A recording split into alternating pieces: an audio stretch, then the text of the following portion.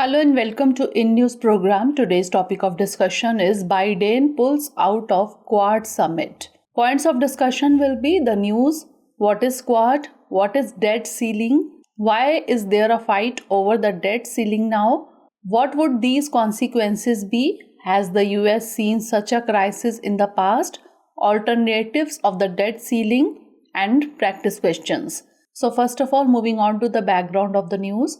Biden was previously supposed to attend the Quad summit alongside Japan's Fumio Kishida, Australia's Anthony Albanese, and India's Narendra Modi in Sydney next week, but has cancelled his trip because of debt ceiling negotiations in Washington. A planned summit of Quad leaders from the United States, India, Australia, and Japan in Sydney on May 24 has been cancelled after US President Joe Biden pulled out of his visit.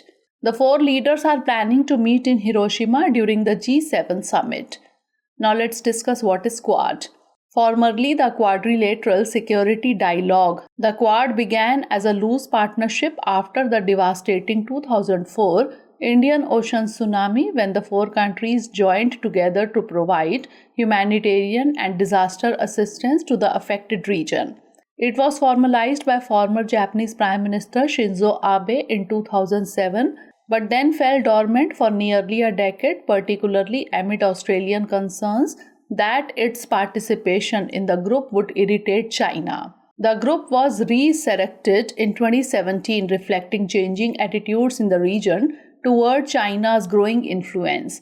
Both the Trump and Biden administrations saw the Quad as key to a pivot toward placing more focus on the Indo-Pacific region, particularly as a counterweight to China's assertive actions. The Quad leaders held their first formal summit in 2021 and met again virtually in March. Now, what is debt ceiling? It is the maximum amount of debt the federal government is allowed to accumulate in order to fulfill its financial obligations. The government typically spends more than it earns. This means that it needs to borrow in order to pay for things like Social Security, Medicare, military and other salaries, interest on the national debt, tax refunds, etc. The debt limit was introduced in 1917 when the US entered World War I, and according to the US Treasury Department, the Congress has increased or suspended the debt limit 78 times since 1960. As of 2023, the debt ceiling stands at $31.4 trillion. Constitutionally, Congress controls the government's purse strings. The debt ceiling was introduced in order to make it easier for the executive to operate without having to turn to the Congress every time it wants to spend. It allowed the government to borrow as required as long as it kept under the debt limit, which has to be approved by the Congress. This makes the debt limit a prime issue in the ever-going push and pull between the executive and the legislature.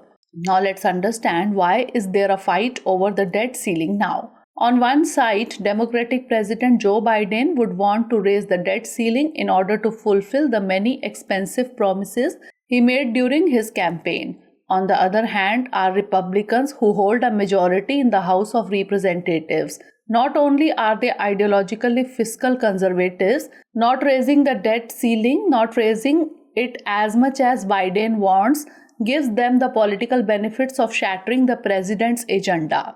What would these consequences be? If the debt ceiling is breached, the Treasury Department would be unable to make payments when they are due, meaning that the US would enter into a default for the first time in its history. Failure to meet the government's obligations would cause irreparable harm to the US economy, the livelihoods of all Americans, and global financial stability. Once the debt default happens, analysts say that the dollar would weaken, the stock markets would collapse, and thousands of people might lose their jobs. Furthermore, any default would also downgrade the US credit rating, meaning investors would demand much higher interest rates in the future to loan money to the government. Has the US seen such a crisis in the past? According to experts, today's crisis is similar to what happened in 2011 when Barack Obama was president, but the House of Representatives was controlled by Republicans. Back then, the crisis ended just hours before the deadline, only after the Obama administration agreed to spending cuts worth more than $900 billion. This time, Biden faces a similar challenge and with the political divide deeper than ever before. Is there any alternative to this system? Maya McGuinness, the president of the Committee for a Responsible Federal Budget, told NPR, "It doesn't make sense. It says after you vote to borrow a lot of money, then you will then vote whether to actually make good on those bills.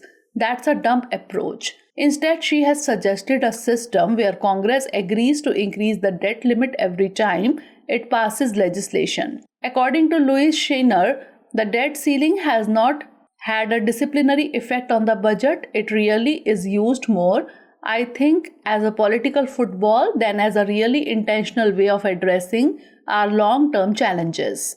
Now it's time for the practice questions. First of all, prelims-based question. With reference to the debt ceiling, consider the following statements. 1. The debt ceiling is the maximum amount of money that a country can borrow. 2. As created under the Second Liberty Bond Act of 1917, which of the statements given above is or are correct? 1 only, 2 only, both 1 and 2, or neither 1 nor 2. Now mains question. Quad seems more cohesive and ready to act on initiatives agreed upon previously, but complex challenges remain. Discuss with reasons. So that's all for today. Stay tuned for the next episode. Thanks for watching.